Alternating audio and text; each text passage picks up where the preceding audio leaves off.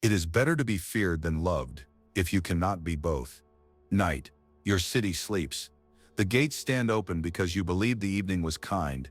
The guards are drunk on compliments. In the square, banners you didn't order already hang from your statues. You wake and call it fate. It is not. It is policy, your policy, written by softness and signed by loneliness. You kept the keys under the mat. Attention at any price, closeness without inspection, forgiveness without record. You called it generosity. It was neglect of your borders. You let any traveler claim citizenship with a story about pain and a promise to change. You heard violins and forgot to count knives. You mistook the warmth of being wanted for the safety of being governed. In a well-ruled city, the gates close at sundown, the watch rotates, and the market balances books. In yours, the merchant who undercuts, the courtier who flatters, the captain who disappears at first trouble, are welcomed back with a shrug. You prefer the narrative to the ledger. You prefer the kiss to the contract. So the invader returns, not with battering rams but with bouquets, and finds the same path open. Being adored is not the same as being safe. Adoration is weather, pleasant, shifting, no guarantee of harvest. Safety is infrastructure, walls, laws, consequences. You chase weather and ignore infrastructure. You fall for grand speeches, vanish when terms must be written, and then wonder why the treasury is empty again. A sweet message at midnight wipes out a month of unpaid debts. An apology buys the bridge that should have charged a toll. Consider the modern map. DMs at 2 a.m. that say, "I miss you." Sorry gifts after a week of silence. Public praise in a story. Private contempt in your kitchen. They don't assault the city, they lobby it. They win votes by promising bliss without duties. You want to believe, so you suspend the courts. The city smiles, shutters loosen, and a new flag snaps on the wind. Love's false amnesty is the decree that says, "Because I feel for you, the laws do not apply to you." You sign it whenever you forgive without inquiry, rehire without performance, or keep someone who treats you like a secret and calls it protection. You hope mercy will change them. It changes you. It teaches your citizens, your habits and moods, that courts are ornamental and sentiment outranks statute. Then the ambitious rule you with tears, the clever with timing, and the cruel with silence. You will say, "But they're different this time. Different faces, same regime. The surnames change. The taxes rise. The prince changes courtiers but keeps the decrees." You maintain a no-questions-asked policy at the border and wonder why smugglers flood your streets. You practice instant reunification after every breakup and call yourself unlucky. What you tolerate, you legislate. The city reads your shrugs as law. Read your brief histories. A partner who vanishes until you threaten to leave. A friend who borrows and forgets. A boss who flatters your potential, so you work for promises instead of pay. Each time you answered with indulgence and a romance about who they really are. Each time they learned the schedule of your mercy and the price of your silence. They returned on time, knowing your gates. A sober ruler counts. Be kind, not credulous. Write it as statute. Affection earns a hearing, not an exemption. Desire grants a visa, not a passport. Apologies qualify a person to apply for trust. They do not restore it. Post rules at every gate. No secrecy, no rush, no contempt. Enforce them quietly, without spectacle. Tyrants love a disorderly city because they rule by crisis. Deny them crisis, deny them fog. This is the painful truth. Toxic relationships don't choose you. They follow the roads you leave open, the loopholes you praise as compassion, the fantasies you defend as fate. Close the gates at night, station the watch, audit the books, reserve your banners for leaders who behave like citizens first and rulers second. Mercy with borders, love with laws. He who seeks to deceive will always find someone who will allow himself to be deceived. You want love to be safe, soft, and automatic. But power does not stop at the door because a candle is lit. It sits at your table in a silk coat, studies your appetite, and pays your city in the coin that buys it. Your need to be praised, your fear of being left, your hunger to be seen as special. If you do not name the currency, it will name you. Flattery arrives like foreign aid. You are short on confidence, short on calm, short on proof that you matter. Then the convoy appears, compliments, attention, the sudden elevation of your story to the center of the world. You stop asking prices, that is the first purchase.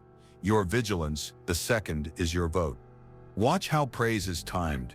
After a hard day, they say, "Only you understand," and you release your guard. After criticism, they say, "You're brilliant." They're jealous, and you cancel the audit you promised yourself. A partner praises your resilience after disappearing for a week. A manager calls you a star while assigning the mess no one else will touch. Each compliment relieves a shortage and installs a debt. Flattery also rewrites history.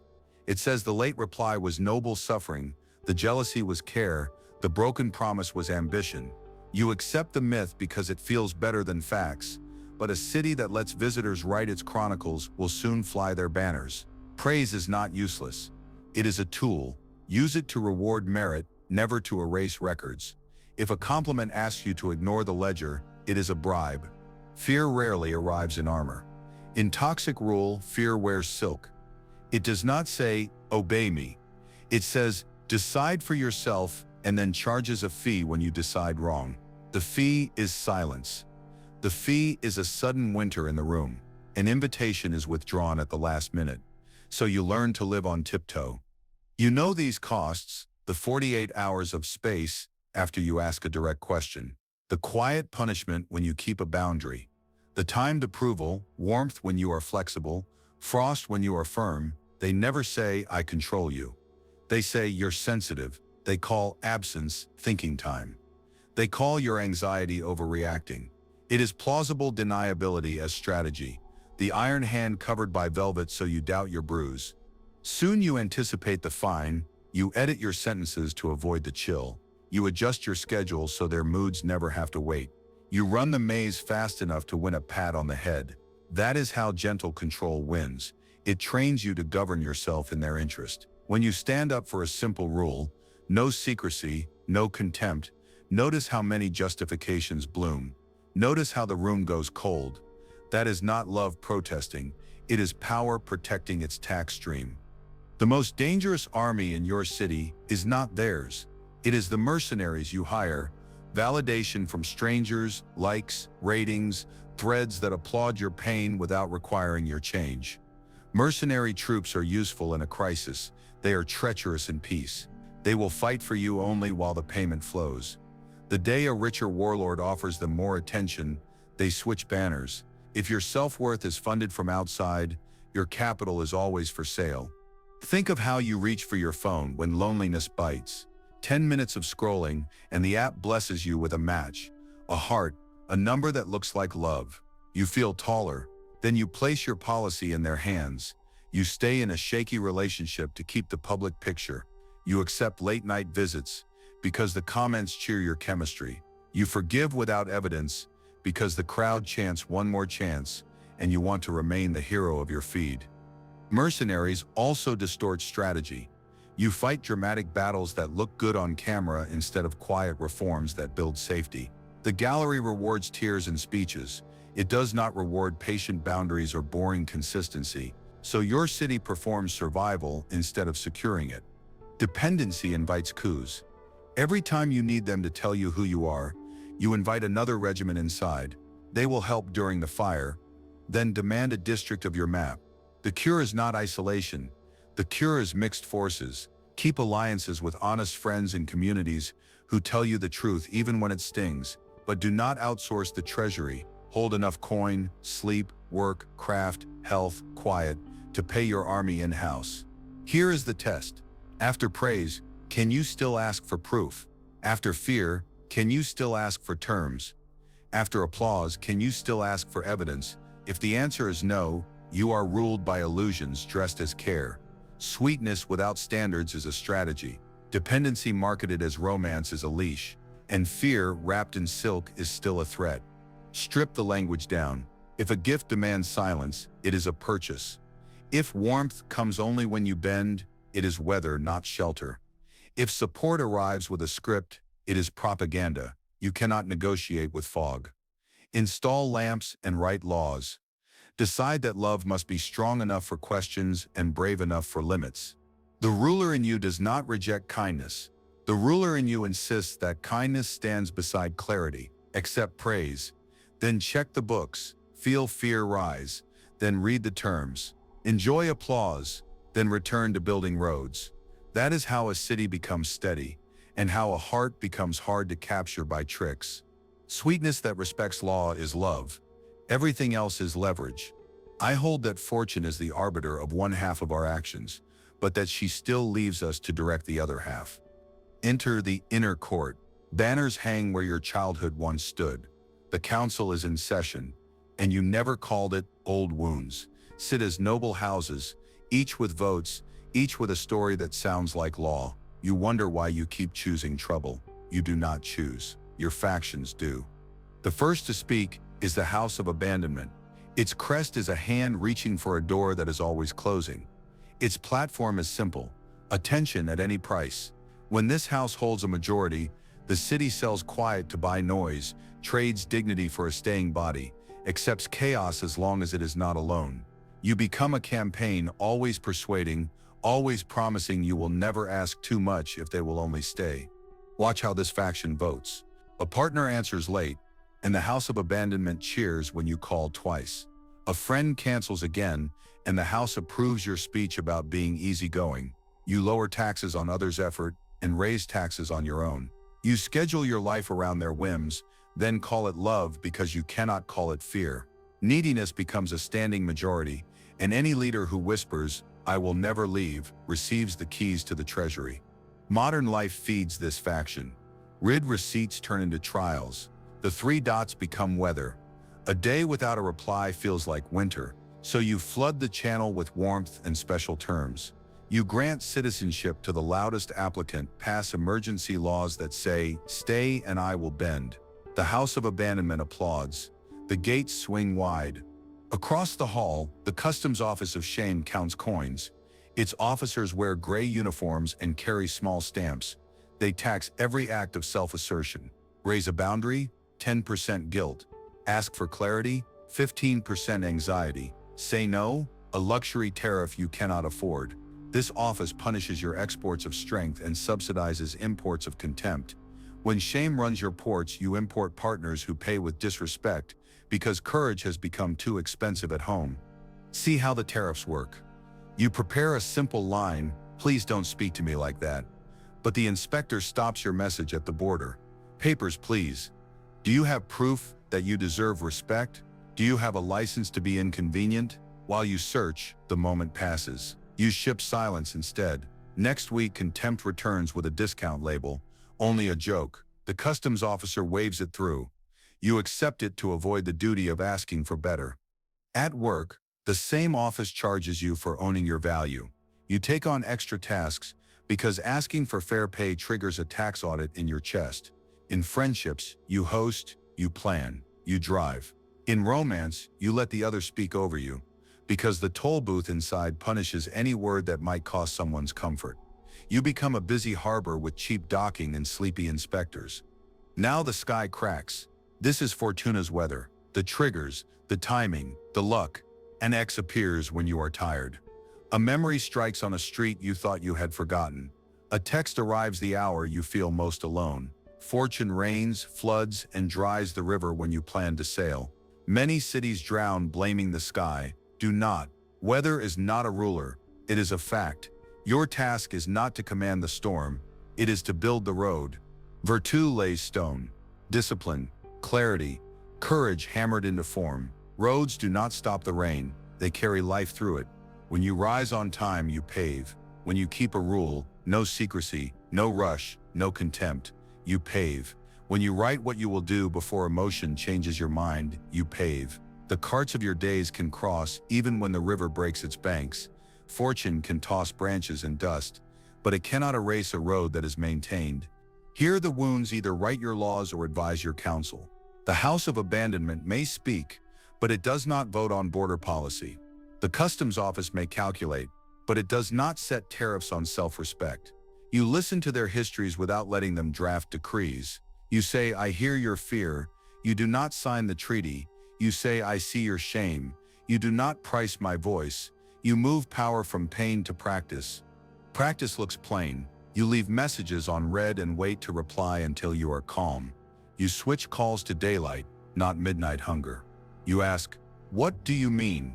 Instead of explaining their behavior for them. You do not let a gift erase a pattern. You record promises, like contracts, and check the books monthly. When nostalgia storms the walls, you walk the road, call a friend, lift something heavy, cook, write, sleep. You give the moment no throne. Hear the difference. Fortuna's weather says, "It was meant to be." Virtu's road says, "It was scheduled to be checked." Weather says, "They texted, therefore I must reply." Road says, "They texted, therefore I must think." Roads feel boring until a flood comes. Then they are grace. Under reform, the elections of the heart change. The abandonment faction loses its permanent majority because your city now offers attention without surrender. Time with steady people, craft that absorbs the mind, rest that makes solitude gentle. The customs office cuts shame's tariffs and raises duties on contempt. Suddenly disrespect is too costly to import, and traders who thrive on chaos sail away. Do not expect silence from the old houses. They will campaign on your worst nights. They will promise miracle bridges where no river runs. You answer with a calendar, not a speech. You point to your road, sleep, movement, work, contact with honest allies, and you keep walking. You let routine outvote panic. You will still feel the wind, but you will no longer mistake it for destiny. The court will still gather, you will now choose the agenda. Wounds will sit as elders whose stories matter, not as princes who command. Storms pass. Roads remain. Today you pour gravel, lay stone, and post your laws where you can see them. When the next delegation arrives waving banners of urgent love, you grant a hearing in daylight, with witnesses, with records. You have learned the shape of your city and who was ruling it at night. Let wounds advise, let virtue govern. Men are driven by two principal impulses, either by love or by fear. The night patrol changes, and the orders contradict. The city of you is under siege, not by catapults, but by messages that cancel one another. You chase clarity and step into fog. At the gate of contradictions, the signs point both ways. Be honest, unless honesty makes waves. Be loyal, unless I am bored. Speak up, unless I am tired. Take initiative, unless I feel controlled. Each command is plausible alone and ruinous together. You try to obey them all, so your mind splits into squads that never coordinate. One part writes a brave message. Another deletes it to keep the peace. A third drafts an apology for the message never sent. Notice the rhythm. After you speak a truth, the response is warmth, then chill. After a boundary, approval, then absence. You move like a dancer following two drums. The beat is irregular by design. Tyrants balk at clear laws, so they govern with exceptions. They call you free and keep you guessing. Examples pile up. You ask for an answer by Friday. Friday arrives, a public post appears with a caption that excludes you. When you ask, you're told you're reading too much into it. Or you plan a weekend, buy the tickets, and on the morning of the trip they are suddenly heavy with sorrow you must soothe before you can leave. If you leave at all, the day drains into comfort duty. The patrol tires. Attention fractures. Sleep becomes thin and light, like a guard who nods but never rests. You scroll for relief and meet more contradictions. Posts about healing from the person who will not answer a direct question. Quotes about respect from the mouth that raises its voice. You tell yourself the good moments prove the rest can be fixed. This is the pivot to famine. Now the bread rations of hope. No daily loaves, only crumbs. A sudden compliment after a week of distance. A perfect night after a month of quarrels. A public photo the very hour you consider ending it. The city lines up for rations and goes home hungry, telling itself the taste means supply will improve. Intermittent relief keeps resistance weak. You cannot starve completely. You cannot eat your fill, so you stay chewing promises. Think of the text that lands at 1:58 a.m. I can't sleep without you. After 3 days of silence, you reply at once. In the morning, there is no acknowledgement. Think of the gift left on your desk the day after you asked for clarity. Notice how the gift grows larger than the question it was meant to answer. The economy inverts affection, becomes the currency that buys amnesia. You are paid in moments and spend them to cover deficits that never shrink. Hunger distorts judgment. You lower standards to match the crumbs. You tell yourself a small smile means the war is over. You excuse a lie because last night they looked at you the way they did in the beginning. You gamble on patterns as if they were weather and call it loyalty. Your friends notice the weight loss of your spirit. You cancel dinners. You keep your phone face down but within reach, as if it were a bell from the palace. You begin to fear the sound of it, and fear its silence more. At work, you make small mistakes and stay late to erase them. You shame yourself for needing too much and praise yourself for understanding their trauma. The rations have done their work. Then comes the plunder, ledger open, lamps bright. Looting the treasury is not poetry. It is math. Total the hours you waited at a window that should have been a door. Total the messages written, deleted, rewritten, and sent at a discount to avoid a storm. Total the projects delayed because your mind stood guard at a gate that never closed. Time is coin, and you paid in sacks. Count the friendships you allowed to thin. You declined invitations you would have enjoyed because you were on call for a mood. You abandoned books halfway through because a notification rerouted your attention. You withdrew from the gym, from the class, from the walk that steadied your breath. Your body became collateral. Sleep debt accrued interest at rates only fools accept. Money leaves quietly too. Ride shares at midnight after fights that began over nothing. Gifts to repair what respect could have prevented. Late fees because you were distracted. Purchases labeled self-care that were really anesthesia. The treasury shrinks. The tyrant grows rich in control. They do not spend. You do. They do not apologize. You purchase peace on their behalf. Now the worst theft, self-trust. Each contradiction you swallow lowers the value of your judgment. Each ration you accept teaches you to doubt your hunger. You stand before the mirror and do not consult your face. You consult their forecast. You ask not what is true, but what will keep the weather mild. This is the moment the map burns. Without a map, any road seems reasonable, especially the road back to the palace. The city stumbles. Departments issue clashing decrees. The watch says leave. The treasury says wait. The Ministry of Nostalgia says remember the fireworks. In the square, a familiar banner flaps. The tyrant smiles and promises stability. If only you stop asking for terms. You long for quiet so badly that you consider it. But look at the ruins with clear eyes. Ruins tell stories cleanly. Walls fell where lies were stacked. Bridges broke where tolls were waived for drama. The famine was not fate, it was policy. The contradictions were not confusion. They were a tactic. The plunder was not random. It followed the roads you kept open at night. See it, and the spell loosens. What, then, is the counterorder? Not a speech, a schedule, eat on time, sleep on purpose. Answer late-night messages in daylight. Put questions in writing and wait for written answers. Pay your bills, lift weight that does not lie. Invite friends who do not require rescue. The city does not rebuild by passion. It rebuilds by plan. You are not cold, you are clear. The night patrol returns to their posts. The signs at the gate face one way. The bakery opens at dawn with real bread. The treasury locks. The map is redrawn with roads that lead out as well as in. If the banner appears again, it will find a city too fed to bargain and too well led to break. Clarity over chaos, ledger over lullaby. Men judge generally more by the eye than by the hand, for everyone can see and few can feel. Change the genre. Stop singing the ballad. Read the treaty.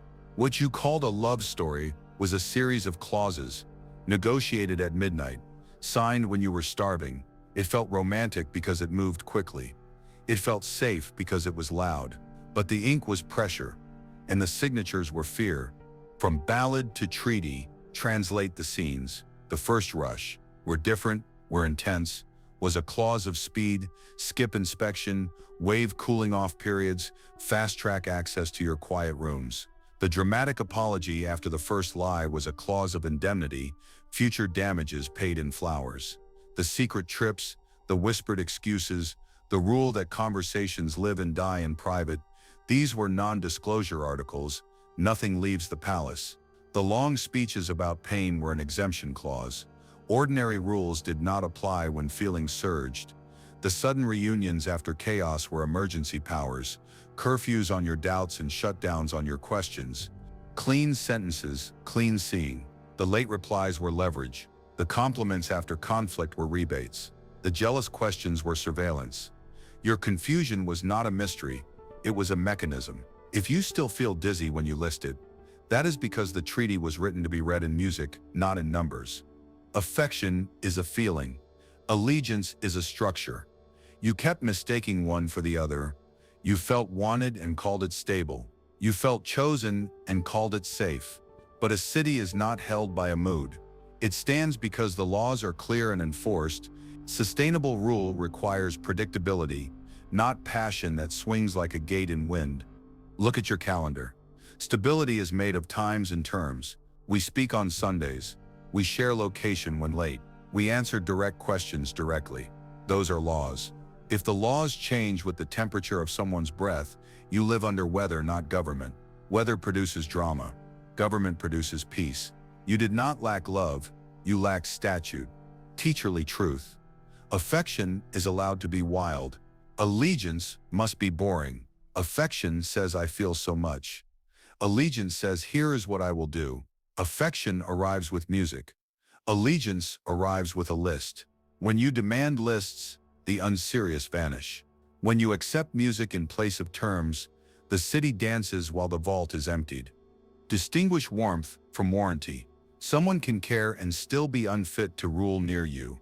Someone can cry and still be unfit to hold keys. Someone can study your taste and still ignore your terms. Feeling is not a background check. Allegiance is now the annulment by truth. You convene the court. You read the Constitution. Dignity, reciprocity, clarity. You place the treaty beside it. Item by item, you mark the breaches. Dignity violated, public charm, private contempt. Reciprocity violated, your flexibility, their convenience. Clarity violated, answers postponed until you behave, facts edited until you agree. You speak without fever, not guilty and guilty are both too dramatic. Use the right word, illegitimate. This regime was never lawful because it entered under disguise and ruled by emergency. It made you poorer in time, poorer in friends, poorer in peace. The city is allowed to dissolve a fraudulent contract. You do not need more evidence than the record you already keep in your chest. Perform the ceremony in plain clothes. No speeches to the crowd. You do not owe an exit show to the person who turned affection into policy against you. You owe your citizens, your habits, your future mornings, a change of rule, return their taxes. Close the loopholes, announce simple reforms, and live them before you announce them. Modern practice looks like this. Archive the thread. Put disputes in writing or not at all. Decline late-night summons. Offer daylight meetings with an agenda. Restore weekends to friends and work that grows you. Redirect money from chaos to savings and skills. Report to 2 honest witnesses when you feel the urge to renegotiate at midnight. Ceremony, not spectacle. Law, not longing. You will hear the old music from far streets. It will sound like fate, like a promise you forgot to honor. You will remember a perfect day and burn to trade your constitution for a chorus. Remember, the song is the lure. The terms are the trap. If it were love, it would respect law. If it were love, it would endure sunlight. If it were love, it would prefer boredom to crisis. Reclassification frees you. Love was not defeated here, because love was not present here. Appetite was. Fear was, performance was. You can keep your belief in love while rejecting its counterfeit. You can be warm without being waivable. You can be generous without granting pardons in advance. Finish the audit. Stamp the document. Annul, not rage. You do not hate the other party. You retire them from office. You take back the seal. You post 3 lines at the gates. No secrecy, no rush, no contempt. You treat your life as a republic, not a romance novel. When real love arrives, it will comply gladly. Warm heart, firm law. Reform begins at dawn, not with speeches, but with orders in plain ink. You choose to govern your life as a state, not a stage. The old factions still murmur behind doors, but they no longer chair the council. Luck steps down. Virtue takes the seat, discipline, clarity, courage, steady hands on the levers of your day. First, raise a citizen militia. No more mercenaries defending your worth, Fund your own soldiers, habits that stand whether anyone is clapping or not. Sleep is the night watch, fixed hours when the gates close and repairs begin. Focused work is the standing army. It holds the roads and keeps bandits off your trade routes. Friendship is the alliance network, 2 or 3 honest allies who answer straight and expect the same. Body strength is the fortress. Weights and walks thicken walls no speech can breach. Craft is the workshop where patience is minted into coin. When your state pays its army in daily acts, the borders hold without drama. Make this militia visible. Bedtime becomes a law, not a mood. Touch your phone after morning orders. Not before. Write a short list at breakfast. Finish one hard small task and stamp it done. Pick up weight that does not gossip. Walk streets that do not lie. Call a friend in daylight for substance, not at midnight for rescue. These are not punishments. These are paid troops. Citizens loyal because you actually fund them. Second, fortify the borders. A state falls not from hatred alone, but from blurred edges. Post 3 rules where even sleep-fogged eyes can read them. No secrecy, no rush, no excuse for disrespect. If a connection asks for secrecy, the guard stamps denied and offers daylight. If someone pushes for speed, decide now, answer now, come now, treat urgency as smuggling. The cargo waits for inspection. If disrespect appears, eye rolls, belittling, jokes that cut, you halt commerce until tone is repaired. Your laws are short so your enforcement can be swift. Complexity breeds loopholes. Simplicity breeds courage. Write the rules in your calendar. Tape them to the mirror. Teach them to your hands until they act without permission. When an old habit whispers, "Be reasonable," point to the wall. Law does not argue. Law points. Border guards are polite, consistent, boring. Boring keeps peace. In practice, this means you let a late-night message sit until morning. It means you move awkward conversations onto text or email where records exist. It means you slow the pace when charm outruns clarity. When the rules are clear, you don't need speeches, you need stamps. Third, declare amnesty with conditions. The shadow factions, abandonment, shame, and their cousins are citizens too. Exile turns them into insurgents. Listening makes them advisors. Meet them in council in the morning. Never at night. Say, "I know your fear, but you do not sign treaties. I hear your shame, but you do not set tariffs." Ask what strengths they bring when supervised. Abandonment, restraint, reminds you to value closeness and check on your people. Shame, cleaned of cruelty, polishes standards and keeps your word precise. Anxiety, properly employed, conducts safety drills and maintains backups. But none of these houses holds the crown. Give the shadow tasks with limits. When loneliness rises, answer with planned contact, text 2 friends and schedule a walk, rather than begging rescue from the least reliable messenger. When insecurity speaks, audit facts in writing instead of launching an apology tour. When old grief knocks, open in daylight with water, food, and movement before any negotiation. Compassion stands. Control does not. Your message is steady. You have a chair, not the throne. Fourth, begin public works of dignity. The state becomes beautiful by predictable labor. Start small. The square meter you can clean, the 15 minutes you can guard, the single promise you can track. Morning order is your fountain. Make the bed, open the window. 5 slow breaths by the sink. A clean space is not decorative. It tells your nerves the war has paused. Track promises like a clerk. What did you swear yesterday to your body, your craft, your allies? Mark the ones you kept. Discrepancy is not shame, it is a work order for today. Build streets of attention. 1 deep hour for your craft, 1 unbroken meal, 1 evening with a book instead of a feed. Take 1 small risk daily, apply to the class, send the portfolio, ask the question at the meeting. The goal is not spectacle, it is momentum that crowds out chaos. When life fills with projects that matter, the appetite for dramatic rescues drops, boredom becomes fertile. Evenings grow quiet the way libraries are quiet, not empty, but purposeful. This is public beauty. Trains on time, streets swept, markets honest. People trust a state that keeps the lights steady. Fifth, install swift justice, rarely used. Deterrence is kinder than repeated punishment. Create a sequence for red flags. Pause, distance, verify, act. Pause means you refuse instant replies when adrenaline spikes. Distance means you step back far enough to see the map. Phone down, shoes on, a walk around the block. Verify means you check two honest sources, your written record and a trusted witness, before deciding. Act means you take the smallest decisive step that protects the state.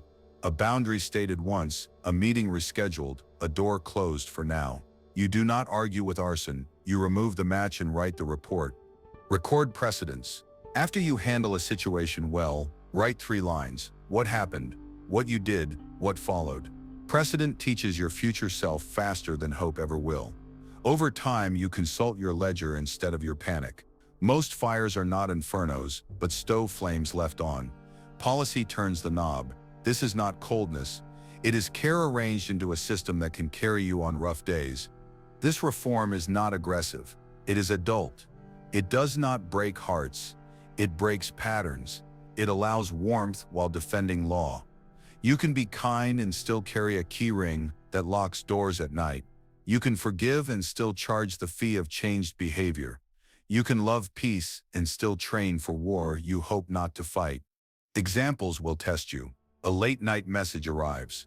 The old feeling surges. Under the old regime, you sprinted to the gate. Under the new one, you review the rules, sleep, and answer in morning light with terms. A coworker praises you and pushes a mess onto your desk.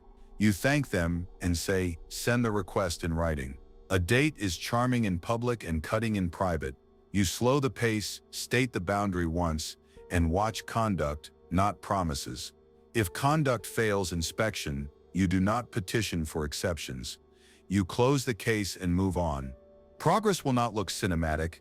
It will look like Tuesday, then another Tuesday, weeks with fewer alarms, meals you remember eating, work finished on schedule.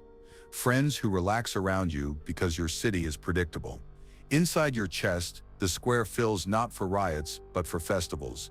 Small, frequent, earned. This is how a republic keeps its soul. Virtue remains chief minister. When fortune turns rough, you do not curse the sky. You check drains and clear them. When luck shines, you do not spend the surplus on fireworks. You repair the bridge.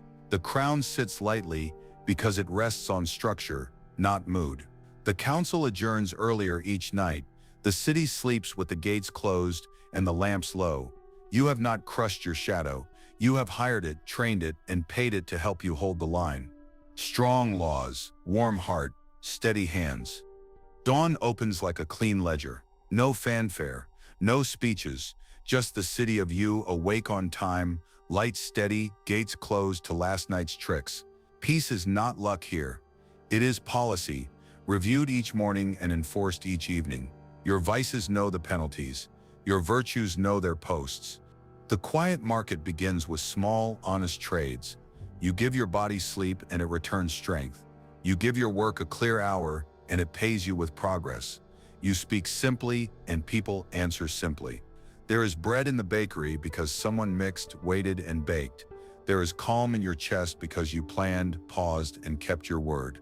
Texts are answered in daylight. Questions arrive as full sentences. Meetings start when the clock says they do. You do not bargain for perfect days. You build reliable ones. In the kitchen, you eat what you chose in the morning, not what midnight sold you. On the street, you walk without scanning every window for a face that once ruled your weather.